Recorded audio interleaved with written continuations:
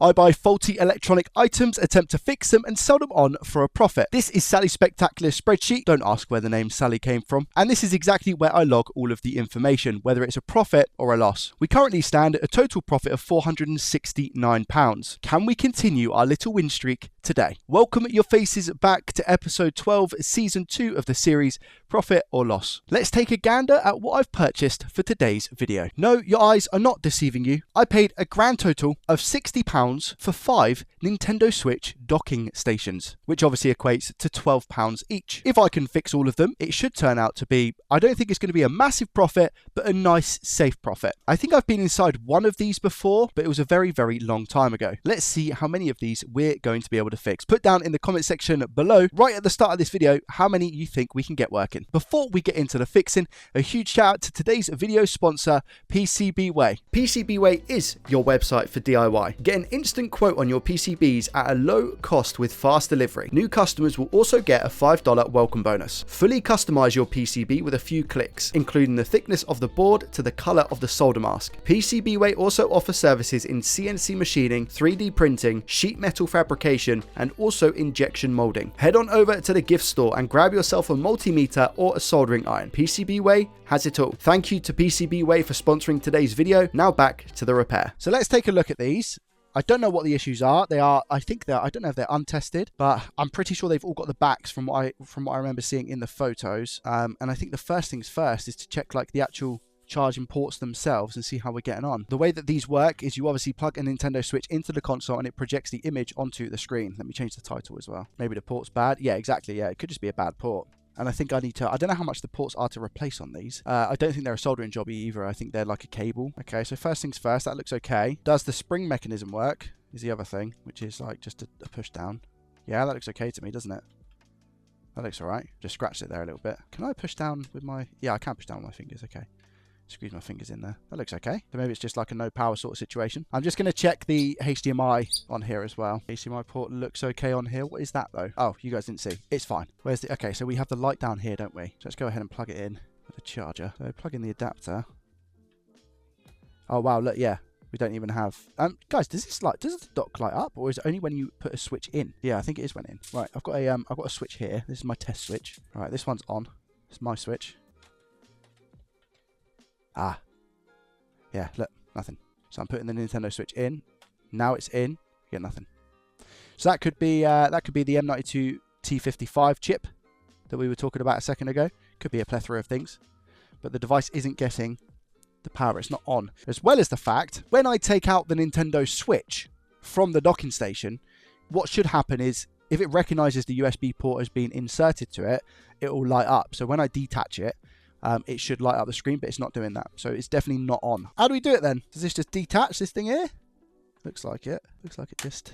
There we go. And it looks like we've got a bunch of T... I don't know what T it is, but just T screws. Not T, sorry. Tri. I meant to say tri. Let's take these out. So we've got these ones on the back. Are they all the same size? Because that would be very handy, wouldn't it? 1, 2, 3, 4.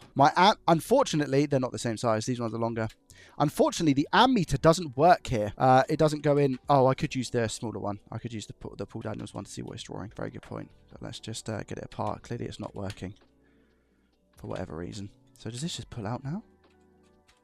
That just pulled. Oh my gosh, look at that. Oh my gosh, and the board is here. What? What? And it just unclips? No shot. This is so easy. Oh my gosh. Look at that. That might be the easiest thing to disassemble that I've ever come across. Ever. With the little PCB. Look. That's amazing. So I believe we have 2 power management ICs here. So let's have a look. So this is a... What chip is this? Just because I'm curious. Does anyone know what chip that is? This one, sorry. 32. 32. What would that be? What's the sign of this, guys? CRC. Does anyone know what that is? CRC? All right, meter is in continuity mode. Okay, can we... Actually, do you know what? Because the board is so small, let's go a little visual inspection and just make sure. All right, it doesn't look like... Oh, okay, so we've got a D92 B55 chip here as well. Okay. Doesn't look like there's anything going on with that, though. Yeah, this board looks relatively clean. I can't see any M92 chips. I'm assuming they're on the other side then. But that looks all okay to me. Might be deceiving mind. Let's turn it over. What do we have here then? D92 B17. What? Are these the M92 chips? Yeah, 55. So that's going to be the M92 B55, and this is going to be the M92 B17. Okay, I've got a question then. If I order, which I have, the M92 55 and the M92 B17, I can use those chips, right? Will work. Okay, cool. Thank you. All right. Well, everything kind of looks all right here. There doesn't seem to be any explosions, anything like that. Here we have a fuse. So this is where the power comes in, the USB-C port. We've got a fuse here, so I'll check that as well. Make sure we're all okay. But yeah, other than that, everything looks pretty hunky-dory. So we don't have any big explosion or anything like that. Let's check this fuse first. If this is anything like the Nintendo Switch fuse, it'll be fine. Which it is. Let's check around the M92 T36 chip. I wonder if it's got the same sort of... No, so this definitely doesn't have the same layout as the chip on the actual Nintendo Switch PCB, does it? We've got a cap here. We've got... Oh, wait a minute. We've got 3 caps here. If I look at it this way, 3 caps here. Resistor, resistor. No, there should be more caps here. Cap here, though. It's very similar. It's very similar. Let's just test it in whatever orientation. Sorry, I'm just checking another couple of caps just to make sure. All good. Right, here we go. Do we have a short on this chip? They seem okay. That seems okay. That's alright. That's alright. That's alright. That's alright. That's alright. That's okay. Alright, so we don't have any shorts around this IC, do we? Let's check on the other side where we've got the 55. From anyone's experience who's worked on these, is it usually the 55 that blows, or is it the 17? Or is it a mixture? Can it be pretty much either or? Let's check here. Do we have ground on this side? Yeah, those side of the caps would be ground, wouldn't they? Okay.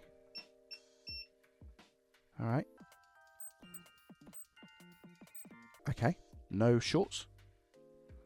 From what I can tell, anyway. Let's check some of the other big caps that we've got on the board. I can't find any shorts on here, so I don't know whether to just change out the ICs, or... I kind of want proof, you know? I want to make sure that it's all good. I might put the USB-C cable in and just do some measurements and see what we get, but I also don't really necessarily know what I'm looking for. Maybe we might have a short somewhere and we're drawing a little bit of heat, and the IC might be getting hot itself. That is definitely a possibility. But yeah, these caps, I can see these big ones. Nothing is shorted, so the 2 chips, the B17 is fine. You're not getting power or blinking. T55 as usual, copper, but I'd replace both, but it's costly for £8. That's the only thing, right, Luke? Yeah, I agree. So I kind of want to see if there is a way that I can actually work this out, you know? Because the thing is as well, I'm sure there's going to be data on these, because if they're exactly the same chips, I'm sure there's going to be a data sheet where I can check to see exactly what line is meant to get what. Let me put the power cable in, I think, and see if we're drawing anything. I'm going to guess as well that when these go pop, they usually ruin a Nintendo Switch. Okay, so this is on the Switch that's currently charging. So I'm taking that out now and putting it in here. Do we get any draw? 10 milliamps. I don't know what I'm meant to usually get. And this thing doesn't have a battery. It just runs off mains, right? It just runs off the DC voltage. Voltage comes in, so we get 12 volts there. It goes through to the other side of the board here. And it kind of disappears, right? So let's just really quickly follow here. From here to here. And then it disappears. All right, well, interesting. What I want to see if I get voltage around some of the other places. So I get 15 volts around this IC here, which is interesting. And over this UV. Where are the MOSFETs? We've got a couple of MOSFETs here. Let me check the size of these MOSFETs. Do we get 15 volts here? We do. Do we get 15 volts here? We do. 15 volts here? Oh, 20 volts. So that's the gate of a MOSFET, isn't it? So now let's just check the chip. 20 volts on the chip, on the path going into the chip here. That's really interesting here. 1.8, 1.5, 2.7, 1.5. 5, nothing. That was ground, 14, 1.8. So we do have voltage around this 17 chip. So if I turn it around, let's go to the other one, which is the 55. I'm now going to check here and make sure that I get voltage. Look, 0.2 volts. That's weird. That doesn't seem right. Could be wrong. Check another couple of places. Nothing there. Oh, wait a minute, 15 there, okay. 0.2 volts seems weird there, hey? 0.2 volts. Nothing there, ground. 1.8, that's normal, I guess. 5, that seems okay. 5. 0.06. Nothing. 0.06. It seems a little bit weird around the 55, I'd say. 2.78. 1.49. That just seems a little bit weird around here. A 0.27 there seems a bit weird. A 0.28 seems a bit weird there. So I think that's coming out of this IC, to be honest. I'm going to assume this side. 0.05. Yeah, I think we go with that. I think we go with 55. And my only basis for doing that is the voltages seem a little bit weird around here compared to the 17. So let's just replace 55 and see what the situation is here. Now I think I've got one spare chip of each. Oh, 55 is power, 17 is video. Gotcha. Well, it would make sense then, wouldn't it? All right, here's the IC, the 55. And the reason I don't like working with new chips is because they can get very what's the word? Oxidized. That's it. We'll go with the. I'll use the bigger iron. Dump a load of flux on the IC. I mean, this one looks a little bit oxidized, to be fair, but maybe it'll be alright. To be honest, that went okay. As did that. I had one situation at Rocket where I was using brand new chips, and I must have gone through about 6 M92 T36s on one board, because I was convinced that was the issue. And I was right, but the chips that I'd bought were so oxidized that I had to tin them before I used them. So as a method of thumb now, I always tin new ICs, always. Method of thumb, is that I think it's meant to be rule of thumb, Joey, but do you know what? That kind of works. I'm going to go 400 degrees Celsius, I think, 50%, just because this board is relatively small, so we'll go 400. It shouldn't take a lot. Let's find out. But what a cushy little board to work on this is, eh? Fair play, Nintendo. There we go, that one's off. Pin 1's at the bottom. Things are always a little bit trickier as well when it's new ICs, because I don't know, I just find it harder. This board's a little bit wobbly. Are you going to sit down properly? I don't know if that's on or not. I honestly have no idea, so let's go with some flux. I think it needs to go down more. I'm going to put the air down to about 30%, just because I don't want flux going everywhere. We can see the solder starting to melt now. There we go. Chips are moving as well. I'm going to have to squeeze this, aren't I? Make sure it's got a good sat flat. And look how much the board's wobbling. That's the only thing I'll say. I might need to put it in a holder. Yep, the Omni Vice. Exactly that. Just want to make sure it's flat. Bit of flux. Come with our soldering iron. Just take off those bits. Still didn't really feel like it was flat, but we'll have a look. Right, how are we looking? That's soldered. Soldered. Fluxy, but soldered. Soldered. Okay. One thing I'm going to check is whilst I'm here, around the places that I looked before, I want to see if I get... Well, do I get the same draw is the question. 12 milliamps. Because it was sat on 4, right? Am I right in thinking it was sat on 4 before? Okay, so it's 4 now. So that's not a sign. That's not a sign. So that behavior could be normal. There is one place that I wanted to check and see if that now makes a difference. So we're going to DC voltage. Are we still getting that like 0.2 volts? 0.09, but board could be hot. Yeah, 0.2 still. 5. Okay. Well, I think the quickest thing here is going to be to just put it back in and see what happens. And this little ribbon cable that we have down there plugs into the board. Question is, how difficult is this to plug in? Yeah, I'd say relatively easy, you know. I don't even need to plug it in all. Well, I mean, there's no screws, so let's plug that in. Plug our switch in. Do we get a lid? The light is here, so does anything happen when we go to plug it in? No. Out. In. Oh, wait. Yo! So I think it's good. Let's plug in a HDMI then. Just like that, are we done? That was a guess though. I don't really feel satisfied. Do you know what I mean?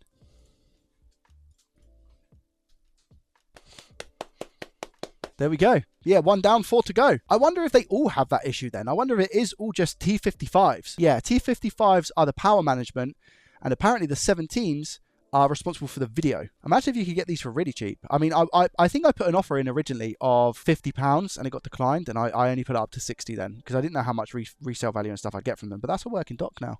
That's amazing. I'm so happy with that. And then to put it back together is literally 3 screws. Wow, that's just so like easy to repair. 1 down, 4 to go. Nice little profit this is. Gonna be like a rinse and repeat sort of process, is it? Oh, actually, that port does not look fine, hey? Does it look a bit dirty to me, guys, or is it just me? So let's see if we get power with this one, because if we get power, it looks hairy on the top. Hairy is a very strange way to describe it, but I see what you're saying. Do we get a light with this one? So I also know as well that they're meant to draw about 4 milliamps, and that one does do 4 milliamps, which is good. Oh, okay, so it's charging, and I get a light, and I get 300 milliamps. 2 for 2, would you look at that? We're in the money. Hey, this repair game's easy, guys. I don't know what people go on about. Can you, like, fit a toothbrush down there? Or should I... Oh, I can fit a toothbrush down there. I mean, the port didn't look horrendously bad either, you know? Does this port look better after a little clean? I mean, that looks brand new. The power of IPA and a toothbrush a little clean. Well, we're 2 for 2. Can we go 3 for 4. 3 for 3. Joey does maths. Let's just plug this one in then and see. Oh no, we should always check the port, I think. Always check the port. Over to the microscope. How are we looking? Clean. Clean. This one's a little bit dusty, but that is a really, really clean port. 4 milliamps. Okay, so this looks good. This one looks promising. So this is number 3. Can we go 3 for 3? The dock there. We're looking down here and to see if we get some sort of charging light. Oh, I saw a flash. I see it charging. I see it charging. I knew it was too easy. I knew it was too easy. I knew it was too easy.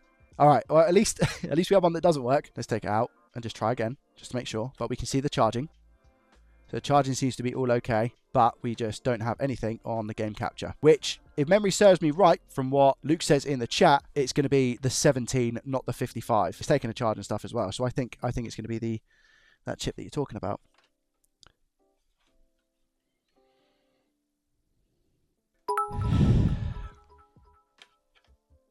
Try plugging the HDMI cable in Joey. Guys, it's wireless HDMI. Do you not know? Cole, we're on a roll. Absolute roll. 3 for 3. Easy money. Lord glove. In before I drop £1,000 on these docks. Next video, I bought 100 faulty Nintendo Switch docks for £1,000. They're in really good condition as well, hey? Clean. Very, very clean port there. Yeah, I'm definitely starting to get a feeling that these are now like faulty untested rather than faulty, you know? I'm not complaining. Oh, I can see the charging symbol at the top. I couldn't see it from my angle. Try and power it on. Do we get a green light? We get a green light. Do we get a display? We are too good at this game when we actually remember to put in HDMI cables. 4 out of 4. This must be a Joey Does Tech record to fix this many things in one stream. These are the true stories on eBay. All right, check the port. The reason why I check the port, by the way, is because I don't want to put a switch in here with a really bad port and then obviously ruin the port on the switch. That could do with a little clean. It looks okay, but it could do with just a little tiny clean, I think. It can't be this simple. Sometimes things are this simple. Description: docking stations being supplied to us as customer returns from a major retailer having considered a non-working / faulty product. We have not attempted to test any of the docking stations. They're being sold as genuinely raw returns of spares or repairs. I wonder if they have, somebody said about like other faults. That could definitely be a thing. So maybe because it does it have Ethernet on here? Does it have Ethernet on the dock? Oh wait, it doesn't. Oh, so it's USB, right? So let me just quickly check and just inspect the USB ports and make sure that none of those are like cross pins or bent pins. They all look okay. Okay, let's try this one then. So this is our fifth and final dock, by the way. So if this works, I will be flabbergasted, as they say. Let's go, Nintendo. I saw it flash. I see the charging light. So what's the sitch? Press the on button. Yeah, green light. I don't Adam and Eve it.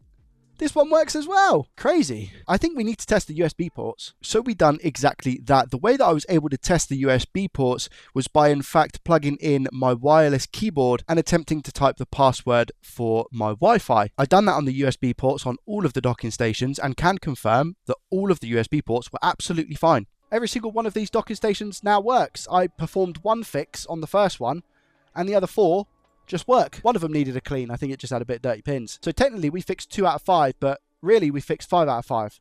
We made profit on 5 out of 5, that's for sure. Nice. They were actually a fantastic little item to learn how to fix. You've got 2 main chips that usually go bad. They're really, really easy to take apart. And if you were to buy these in a big bulk, you could make some nice little profit, especially if you can get them for cheap. Now let's head on over to Sally's spectacular spreadsheet to see how much profit we actually made. So put in here Nintendo Switch docking stations. At the moment, eBay listing is nothing because they're all going to be sold separately as well. But I'm just going to bundle them all together. The cost for them was 60. So the chip that I replaced was the T55. That cost about £2 per IC, and obviously I got very lucky with the rest of them, so the only parts cost was £2, and it goes to show that you can get lucky on eBay. This is very rare, by the way. I don't want people thinking they can go out and buy these docking stations and they're going to be in the condition that I had and they're only going to have, you know, 1 fault out of a job lot of 5. Another day I could buy the same job lot from a different person. None of them have the backs, all of the ports are messed up, and they're missing components. Like, you just don't know. I think we're going to get £20 per dog, which gives us an estimated sale price of £100. I've actually just realised I am going to have to split these out, otherwise it's going to be a very long time until I can update the actual sell price. There we go, that looks a bit better. So I've labelled them all individually. I've also put the postage for £3.99 each, but that will be forwarded onto the buyer. So even though it's saying only 21p for the first one, I don't think it's going to be that. I think it'll be more. So according to this, our estimated profit is £9.05, which isn't a lot, but we'll see when they actually sell. And the hours worked, I'm going to say it was about 2 hours. So it will be an interesting one. Currently we're on 31.5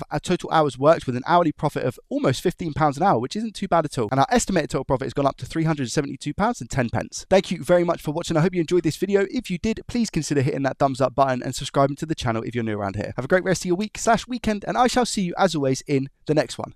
Peace.